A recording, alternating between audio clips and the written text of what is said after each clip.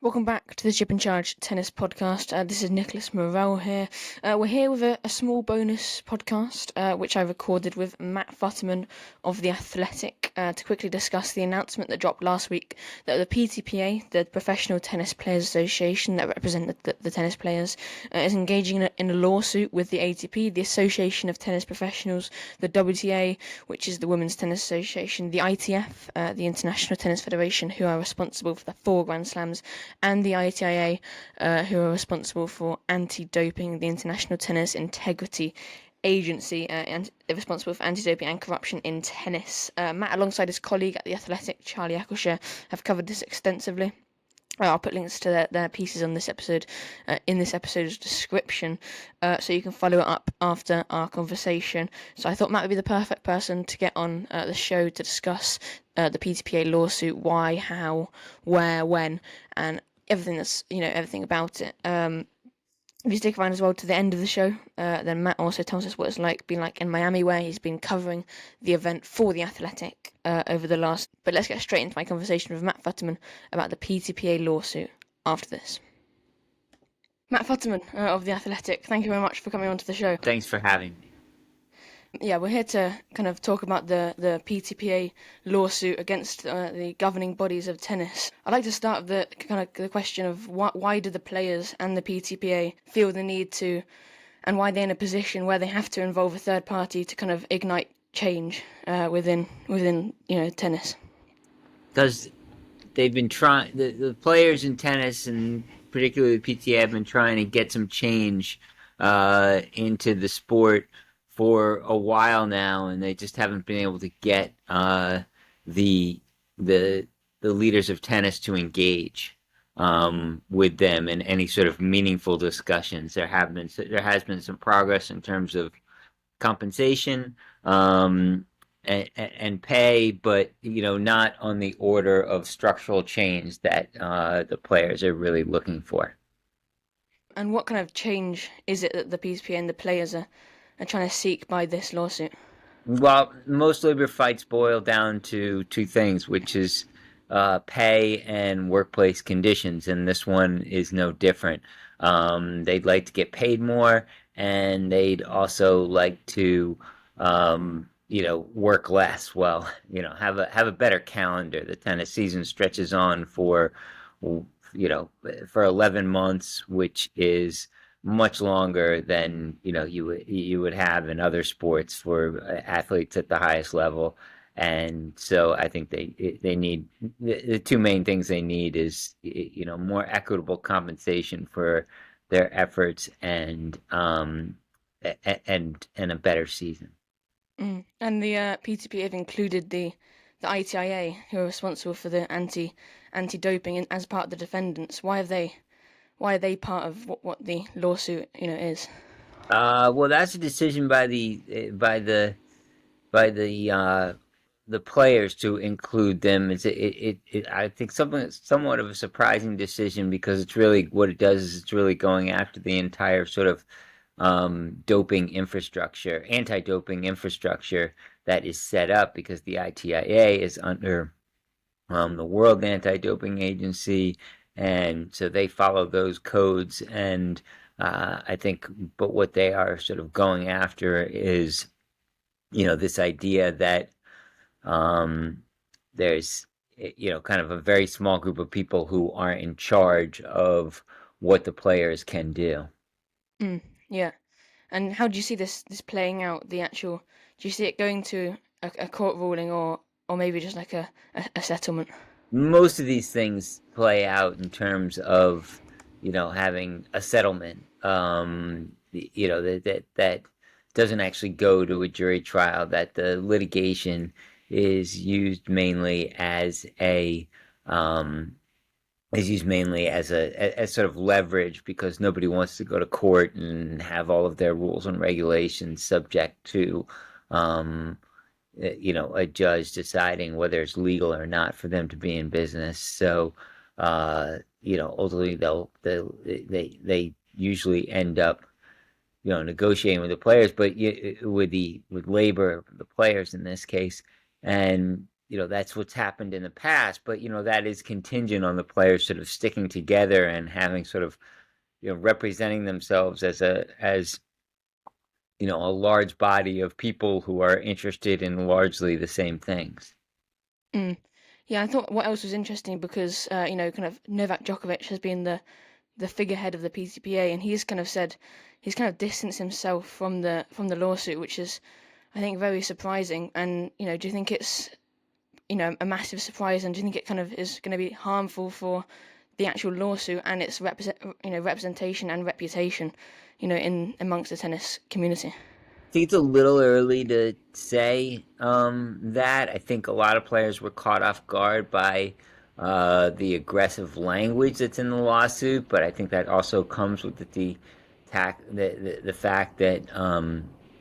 the players haven't probably read a lot of antitrust lawsuits like this.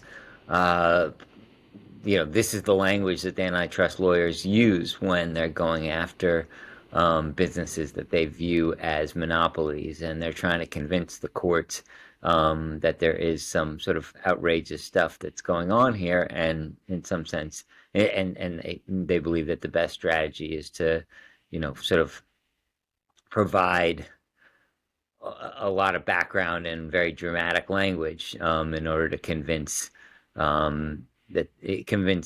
judges that this is worthy of their attention. So I think maybe, and tennis is still sort of hangs on to a bit of gentility. It's a very small group. People all know each other.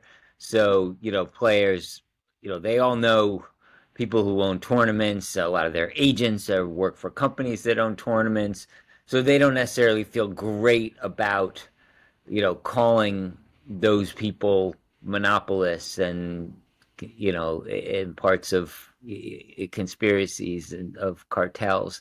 So they shy away. They might be a little uncomfortable with that, but it'll take some time to figure out whether they're really distancing themselves from that or just unfamiliar with the language of the lawyers. Yeah, and lots of the players, well, at least Alcaraz and Swiatek, have come out to say that they didn't know that this lawsuit was even going ahead, and it was a surprise to them, which is kind of the contrary to what the PTPA have said. They said they've gone through like over 300 players. So I mean, what's going on there? Well, there's certainly their representatives certainly knew about them. I can't tell you how much Mm, their representatives shared with them, but they are both IMG athletes. IMG has had a lot of contact with the PTPA. No one at IMG was caught off guard by this lawsuit. Yeah, at the end of the day, these players are, people in their early 20s trying to figure out how to win tennis titles. So mm. I don't know how much they're paying attention to tennis politics. So part of it might be, just that this isn't something that they've been paying all that much attention to in terms of getting in the weeds with the details of it. They certainly know. I mean, there isn't a player in the locker room who doesn't know that the PTA was considering filing a lawsuit against the people who run tennis. And yeah, for like the tennis fan listening, what physical change kind of could this lawsuit bring about in tennis, and what could it look like after? Could we be in a situation like kind of the PGA and Live Tour in golf, like the split like that with two tours running alongside each other? But what will this lawsuit actually bring about in tennis? So right now, I don't think the PTPA has any interest in creating, a new and independent tour the way Live Golf has. I think they'd like to have the the structures that exist, the investors that exist, sort of stay in the mix, but sort of rearrange themselves into a schedule that is, at least a month shorter, much less taxing on the players, and just that, but that keeps a lot of the system intact, but maybe gives the players a lot more freedom and a lot more say in basically what their work conditions might be. Yeah, all of the ATP, WTA, and ITIA and ITF have all come out with quite defensive stances on this. Do you think that's a surprise, and kind of do you think that will change kind of how it's going to end with a lawsuit or a settlement? Because they've all been very defensive and saying that the PTPA has kind of not had much of a significant impact in the tennis world. No, I mean they weren't going to admit. They weren't going to say, Yeah. "Okay, you caught us." Yeah, the jig is up. We're done. We're criminals. So I'm not surprised at all that they've been very defensive. And just because those are the public statements you're making, it doesn't mean that you're not able to also have private conversations that could eventually lead to a settlement. Yeah, and just quickly before you go, Matt, you're out in Miami right now covering the event. What's it like out there, and what's your favorite matches been? And yeah, It's pretty lively, pretty warm, pretty humid. Some challenging conditions. Um, Good crowds for the most part. In terms of my favorite matches, I think everyone was pretty excited about this young woman from the Philippines, Alexandra Ayala, who can just constantly, seems every other day to beat a Grand Slam champion. She's now beaten Elena Ostapenko, Madison Keys, and Iga Swiatek, and that's a pretty good week for a 19-year-old who was really well outside the top 100. So I think that's sort of the story of the tournament so far, and we're all looking forward, I think, to see whether what if Novak Djokovic can sort of revive himself. He's got a real opportunity to win his 100th title here right now, playing quarterfinal match against Sebastian Korda today, and given that Alcaraz is out and Sinner is not here.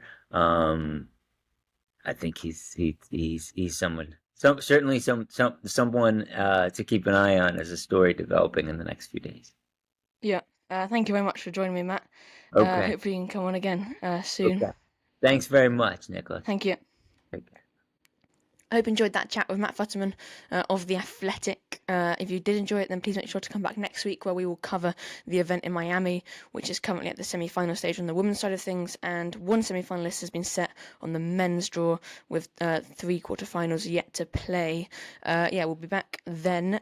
We've also got a few bonus podcasts coming up after that as well, so make sure to check them out. Make sure to follow us on social media. We're on Instagram, X, TikTok, YouTube, and Blue Sky. Links to follow us on all of our social media platforms are in the show notes. Please also sign up to our newsletter, our Chip and Charge Tennis Podcast newsletter over on Substack. Again, a link to do so is in the episode description. If you've enjoyed the work that we've done on this podcast, then you can also support us. You can donate to us on our Buy Me a Coffee page right now. Again, on the episode description, if you scroll down on your phone, you can get a link there. Also, please give us a 5-star review on Spotify or Apple Podcasts, as well as please recommending this to any people in the tennis world that you think might enjoy it as well, and this conversation with Matt Futterman to kind of get a better and a deeper understanding of what is going on in the PTPA from someone that has covered it extensively over on The Athletic. Please go and read his and Charlie Eccleshare's pieces, which links, again, to do so are on our episode descriptions. Most importantly, though, please make sure to come back next week. We'll see you then.